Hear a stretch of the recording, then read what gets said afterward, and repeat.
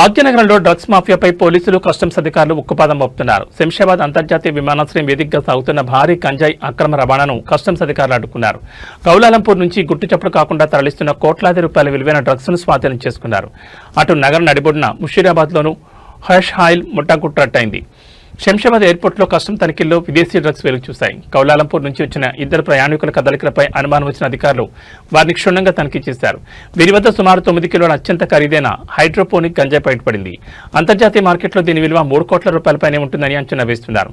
నిందితులను అదుపులోకి తీసుకున్న అధికారులు ఈ స్మగ్లింగ్ వెనుక ఉన్న అంతర్జాతీయ ముఠా లింకులపై ఆరా తీస్తున్నారు. మరోవైపు నగరంలో హ్యాష్ ఆయిల్ విక్రయిస్తున్న ఇద్దరు వ్యక్తులను పోలీసులు అరెస్ట్ చేశారు. జేఆర్ ప్రదీప్ అనే వ్యక్తి నుంచి విజయ్ కుమార్ అనే వ్యక్తి హ్యాష్ ఆయిల్ కొనుగోలు చేస్తుండగా పోలీసులు రెడ్ హ్యాండెడ్ గా పట్టుకున్నారు. వారి వద్ద నుంచి 367 గ్రాముల హ్యాష్ ఆయిల్, ఒక బైక్ మరియు 3 మొబైల్ ఫోన్లను స్వాధీనం చేసుకున్నారు. యువతను లక్ష్యంగా చేసుకుని సాగుతున్న ఈ మాదక ద్రవ్యాల దందాను అరికట్టేందుకు పోలీసులు నిఘా తీవ్రతరం చేశారు. డ్రగ్స్ రహిత నగరంగా మార్చేందుకు ఒకవైపు యాంటీ నార్కోటిక్స్ బ్యూరో శ్రమిస్తుంటే మరోవైపు నిందితులు కొత్త మార్గాల్లో డ్రగ్స్ నగరానికి చేరవేస్తున్నారు. తాజా ఘటనలతో విమానాశ్రయంతో పాటు సరిహద్దు చెక్పోస్టు వద్ద తనిఖీలు మరింత కట్టుదిట్టం చేశారు. నిందితుల వెనుక ఉన్న సూత్రధారులు ఎవరనే కోణంలో విచారణ కొనసాగుతోంది.